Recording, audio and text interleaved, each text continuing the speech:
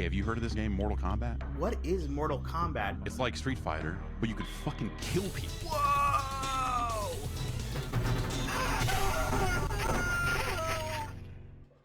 The first game truly was like an expression of who we were at the time, the stuff that we consumed growing up as kids, and we just threw it all into the game. You know, there was no template to how to make the games. There was no instructions, just winging it. And I'd never done this before. I didn't know how to do it. We were just kind of making it up as we went along.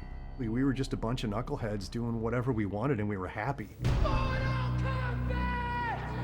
Mortal Kombat. Mortal Kombat. Mortal Kombat! Mortal Kombat. Mortal Kombat! It is simultaneously exactly like and nothing like Street Fighter. Kano. Liu Kang. Rated Johnny Cage. Scorpion. Sub-Zero. Sonya. Round one. Fight! You had to guess like the moves and how to figure out the codes. Remember having a cheat sheet. Hit block and mash the buttons, I don't know. Block, block, block, block, block, block, block, high kick. Fatality. Kano ripped out a heart, held it up, blood dripping from it. It's the first time I've seen blood in a video game. Blood flying out of these people's heads. My parents were very worried about the violence. I don't want you guys playing this. It sounds bad. Finish him. The game narrator instructs the player to finish his opponent.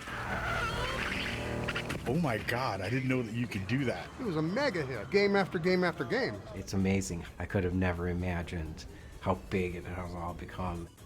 It was, is, and always will be a fighting game for everyone. It's funny to think that it all started from like 4 guys in Chicago that just wanted to make a cool martial arts game. And those people.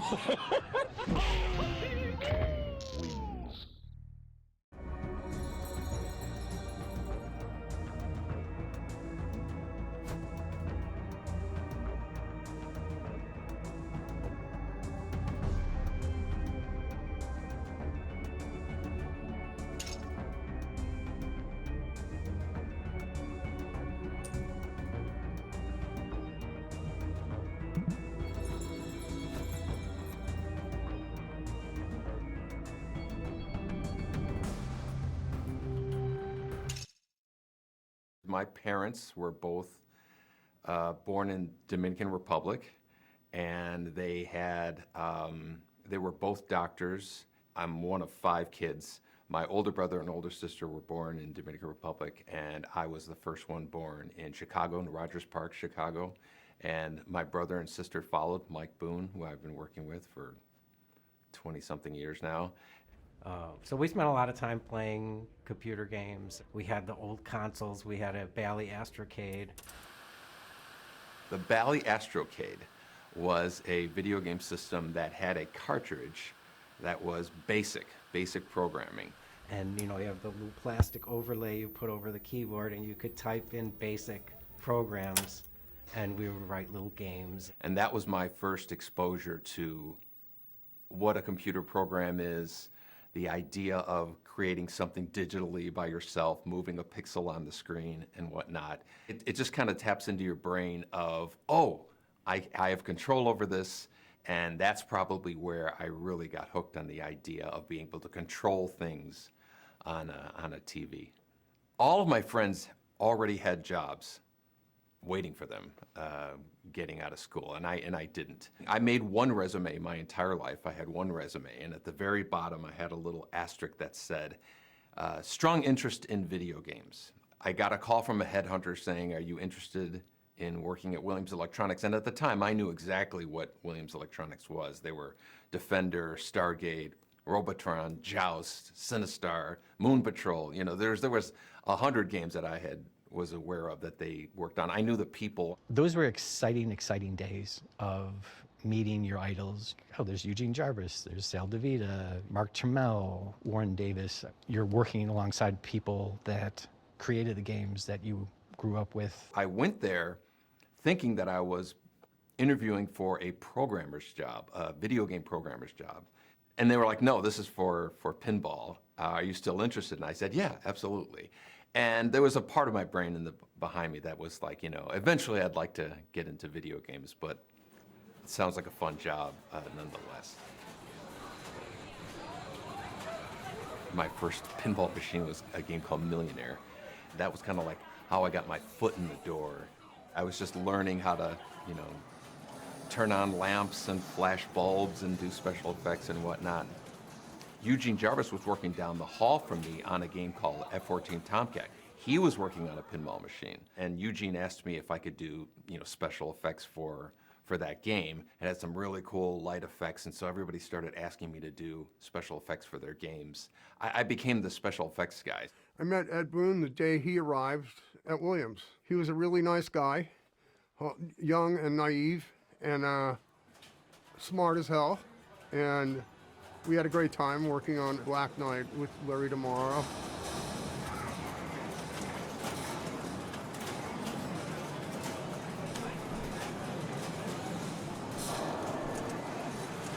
Eugene had gone full-time into working on NARC. And again, this wasn't just a video game. This was a whole operating system and hardware.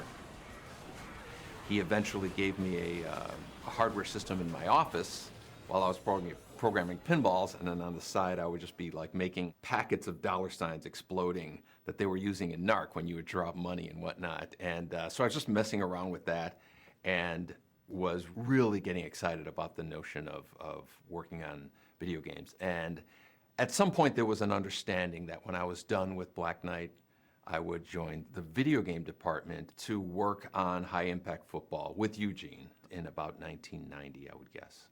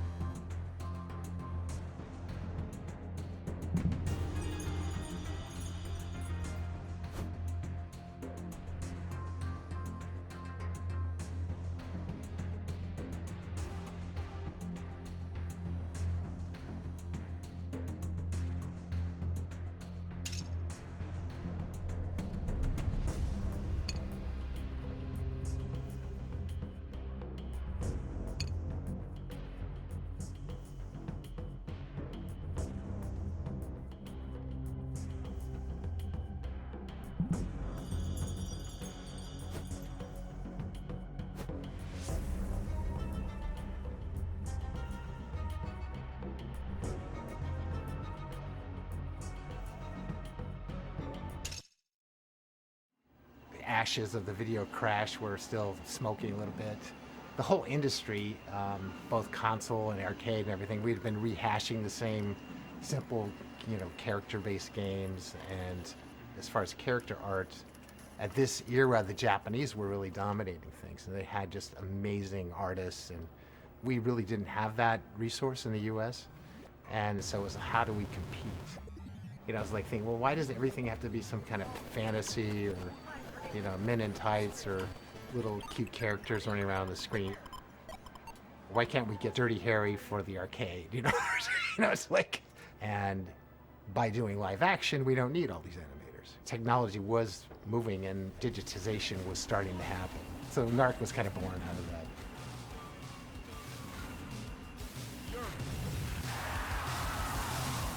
We were envisioning what is the next step. The idea of doing digitized imagery Well, one thing is it would require more than 16 colors.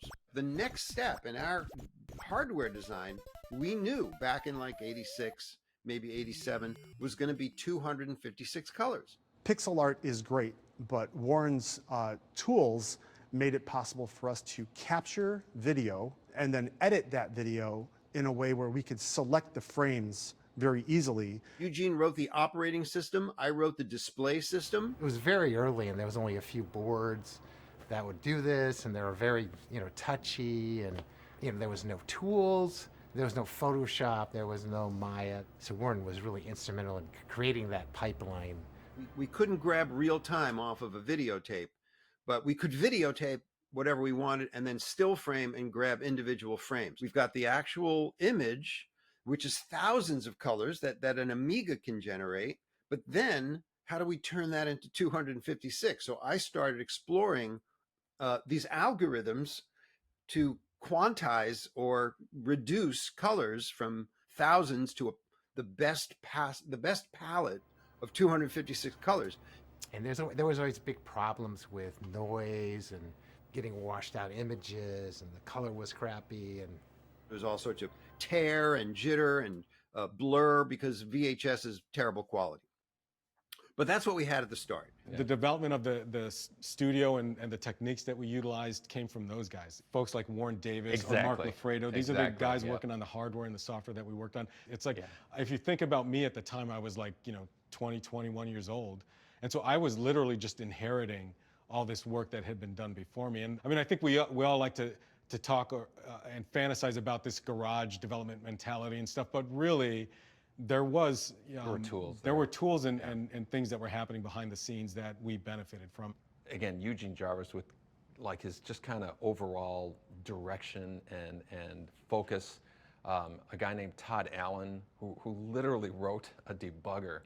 To this day, I'm just amazed at everything that he's done. And Warren, he made it possible. Like if Warren didn't do what he did, I don't know if we would have been able to have done Mortal Kombat. And and Warren was always around so that whenever we wanted anything else, a request came up, we just went over his office and talked to him, and he'd be like, yeah, okay, give me a day, I'll have that for tomorrow. And it's like, tomorrow, okay, great. Besides being an amazing programmer and creating Qbert and working alongside of him and just being like friends with this idol of yours was just really overwhelming. He's one of my favorite people in the world.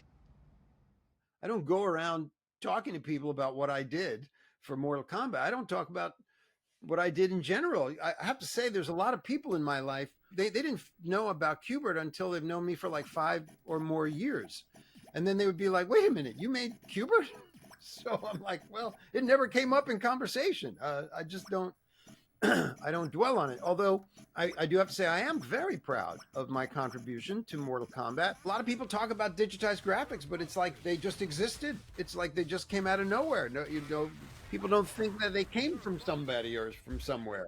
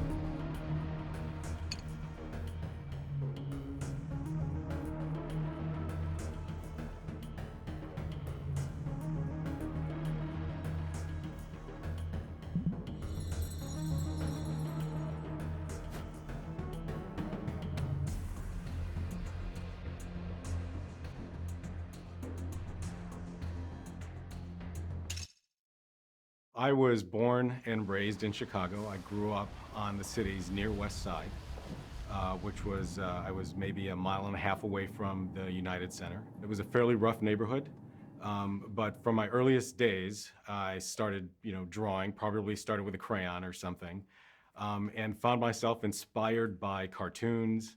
Anything I saw on TV, I remember Popeye was a big thing that I watched a lot. Seeing Bruce Lee on the Batman television series was a big thing for me. I didn't know who he was, and this was when I discovered, oh, he's this thing called a martial artist. That was the birth of my Kung Fu consciousness. Whenever I watched a TV show that excited me or saw a movie that excited me, the first thing I did was draw a picture and try to retell those stories as comic books. For some reason, the most difficult thing for me was to find stuff to draw on. Paper was at a premium, so whenever I could get paper, I would draw on it. I would draw on the backs of things. I'd draw on magazines, whatever I had. Paper seemed to be expensive. Growing up in the city, graffiti art was a big thing that was happening at the time, especially in the early 80s. A lot of the time, we would do stuff on the sneak. And then I think we discovered after a while, if you just knock on a door and ask, a lot of the times they'll let you paint a mural on the side of their business or whatever it was. And so we did a lot of murals in the mid-late 80s. But I was a huge comic book reader, both DC and Marvel, and found a lot of inspiration from the comic book artists who were popular at the time. And so, of course, it was my dream to illustrate comic books, and eventually actually got a job doing it, and used that money to kind of pay my way through school. Most of the work I did was for a comic book called The Real Ghostbusters, based on the cartoon that was out at the time. I was still at the American Academy of Art, so I was still in college, and I was still illustrating the Ghostbusters comic book, when a friend of mine who I met at the American Academy of Art named John Vogel got a job at Williams Electronics doing pixel art for video games. He had gotten a job at Now Comics, and he wanted me to help him with Real Ghostbusters. And I was like, sure. So he got me an interview at Now Comics. Then once I got my job at Williams Bally Midway, Mark Trammell now needs an artist. Who can we get to work with him? And I'm like, I know a guy that's doing the Ghostbusters comic book, And John called me up and said that they were looking for another artist. When I was hired at Williams, it was to work on Smash TV. And so I interviewed with Mark, I interviewed with Eugene Jarvis. Amazing guy, amazing artist, working on Smash TV. He came up with this animation that the character, as he exploded, the eyeball came up right facing you in the face. And basically he had to, 3D rotate all this stuff. Like the man was a human 3D rendering system. The guy's a genius. So Smash TV was a lot of fun to work on, a lot of hand-drawn pixel sprites, very small graphics in terms of the character art that I was creating. I know that in the back of my mind, I still wanted to do comic book art, but I fell in love with video games and the folks that I worked with at Williams, and I knew right away that, hey, this is the place for me.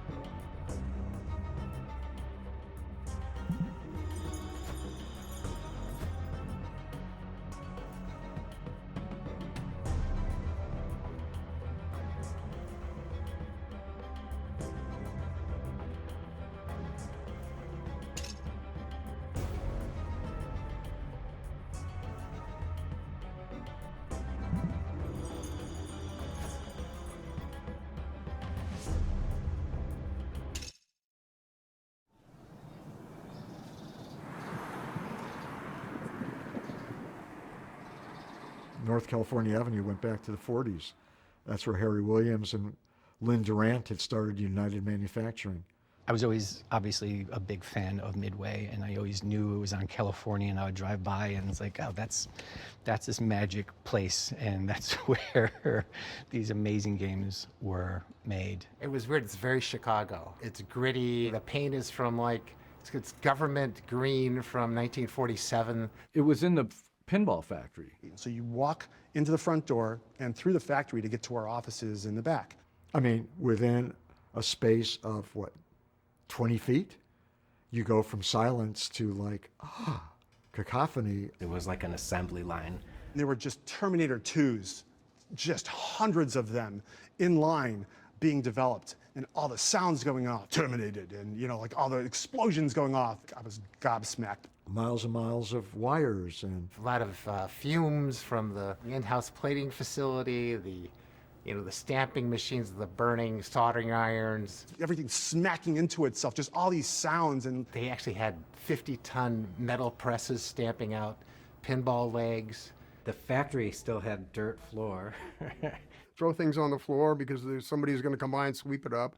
So you have this catacomb. At night when you're leaving, like the lights are down, and you know, it's like, wow, this would be a great setting for a horror movie or something. And being a programmer, a lot of times we worked at night. That's when the rats would come out. They would grow to the size of like a small cat. But I remember the vending machines, rats could jump up and get the product, so it'd have to be only the top 2 or 3 rows you could put a candy bar or something. And even then, sometimes you would buy something and it would just be a wrapper. There used to be a cafeteria upstairs with a private chef. And the food was delicious. They had it down. We never left the building, okay? We had half an hour to suck it up and get out and go back to work. Then you'd make it to your office. And the offices were pretty Spartan. You know, they were rough. The work on video games happened what we called downstairs. Upstairs was all of engineering. Everybody had an office, so it was almost like a dorm. The first time I remember meeting Ed was when John Vogel and I had shared an office. So I feel like I was involved with Smash TV and Total Carnage because I could see it being made. Ed Boon, I didn't know anything about him. I mean, he was a programmer in the pinball department at that point. Ed was coming down from the pinball department to work in the video game department. To work on high impact football with Eugene. Right next door to me, there was a double office, and it had John Tobias and John Vogel. And there was a doorway between the 2 offices that was kind of kept closed. He cranked his music really loud, and I remember he poked his head in, and he said, hey, is that too loud? Is the music too loud? And we said, it's a little loud. So he went in and like lowered the music, and he came back, he's like, is that too loud? So anyway, that's the first time I met Ed. And after that, I think Ed started hanging around with the group of us, and we all kind of became fast friends with him. And I was mainly software. Those guys were mainly art. So, we had different perspectives and whatnot, just as any group of, guys in their 20s. A lot of conversations started up about movies and video games and wouldn't it be cool and things like that. You could hear conversations of all the different games going on. There was only like 2 or 3 games going on. And then we would all kind of like give each other ideas for stuff. It was a very collaborative environment. The environment was beautiful. Good enough to make a video game, and it didn't feel like a job. All the magic that was happening there, somehow the walls kind of absorbed all of it.